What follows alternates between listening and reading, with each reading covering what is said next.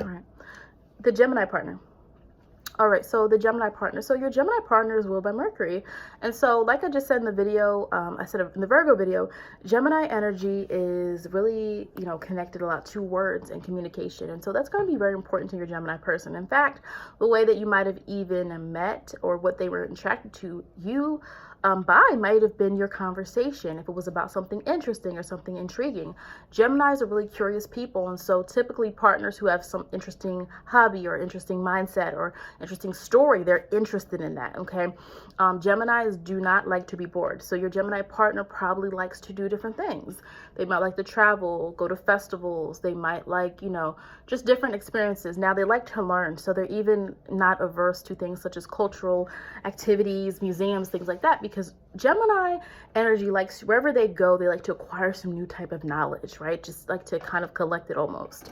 As far as a Gemini partner in regards to the relationship status, like a lot of times Geminis don't like feeling restricted in a relationship, feeling bound, feeling like, oh, you can't hang out with that person, you can't go here, stay home with me every night. Like, that's not going to be good for your Gemini partner. That's why a lot of Geminis tend to do better with like other air signs, or signs that are a little bit more, adventurous and open, and not as like, I need you here, I need security. So sometimes I wouldn't think like a Gemini and a Cancer automatically is the best fit. Now, again, depends on the actual birth chart. Maybe they are, depending on other aspects of the chart. But if you have a person who has a lot of Gemini energy and someone who has a lot of Cancer placements, there's typically going to be a misalignment there of what they truly need from each other in a relationship. Whereas another sign for Gemini, like Libra, might give them that freedom they want. And by freedom, I don't necessarily mean like necessarily open relationships, though some air sign people are not adverse to different types of relationships, because again, there's that more free thinking mentality, that more not being so stuck in structure or tradition, right? So sometimes Geminis can go against what is established as tradition. Okay, they don't necessarily like things to be the same. They don't like to do things the same as other people. If they do something, they're going to do it in a very different way, right? But I think that you would have to have a really heavy energy Gemini. You could have a person who, if your question is about like loyalty and things like that, because remember, Gemini is an air mutable sign. Mutable changes and air goes everywhere. And so a lot of times you can have people who have there's a more potential to step outside of a relationship if it's all about you as a person, right? Astrology can say a lot of different things, but it also is dependent on your personal decision that you're making every day. All right, astrology just talks about the possibility, the trends, the possible trends, the themes you might see in your life. But again, it's up to you and anybody to do whatever it is they're doing.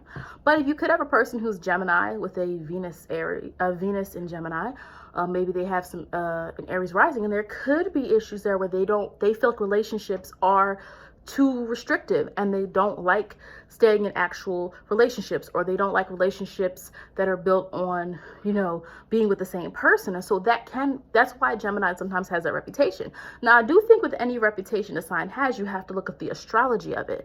Don't just say all Geminis are like that, all Leos are like that, all Virgos are like that. Do you understand why they're like that is the most important thing, because if you understand why, then you can work around that energy. But if you're saying everybody I've ever dated that was this, I can't date them anymore. But sometimes the energy just doesn't match up, I think just in general, like Geminis like stimulation. So if you're in a relationship with a Gemini, good conversation is very important. What you want to avoid, especially with a Gemini person, is the monotonous come home from work, nod to each other, make a TV dinner, sit on the couch for an hour and go to sleep. To them, if that's happening over and over again, Gemini is going to get bored. And that's where sometimes you have Geminis, because they're so talkative. A lot of Gemini. Now, you can get a Gemini who's not talkative. You have a Sun in Gemini person in the 12th house. This is a person who behind the scenes might be writers. 12th house is the hidden, right? 12th house is not what's open. 12th house also linked to spirituality, a lot of other things. But anytime someone has their Sun in the 12th house, they're usually very reserved. Even if they have a very extroverted sign, right? Like a Sag or Aries or a Gemini, like it's hidden. So you could have a Gemini who's not as chatty, not as sociable. But for the most part, especially when they come home or when they're with their partner, they're going to want to talk, and not just about the same thing, the same argument over and over again. You have to incite their mind. You have to intrigue their mind. You talk about politics, I don't know, talk about something new, talk about what's going on. They love different topics and to dive deep into those topics. All right. And so again, if your relationship, you're not having time to talk, you should always check that, because that's something that Gemini energy needs. And sometimes that's when they check out of the relationship. They go to somebody else because they're getting that conversation, that stimulation. They need mental stimulation. Okay. And because they're so social, Geminis often meet people that they could potentially have relationships with, or new friends or things like that. But that's not hard for air signs to meet people, because they're willing to approach people or talk, or they're open. They're not usually a very reserved sign, okay? Especially when it comes to social gatherings or being around other people.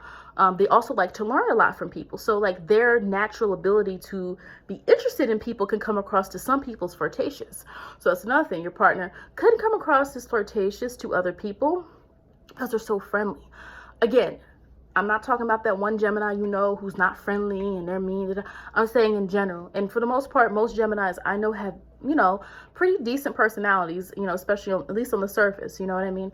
And some obviously beneath the surface, but I'm saying like when you first meet them, usually there's some type of congeniality with them, right? But in general, I think that Geminis are very,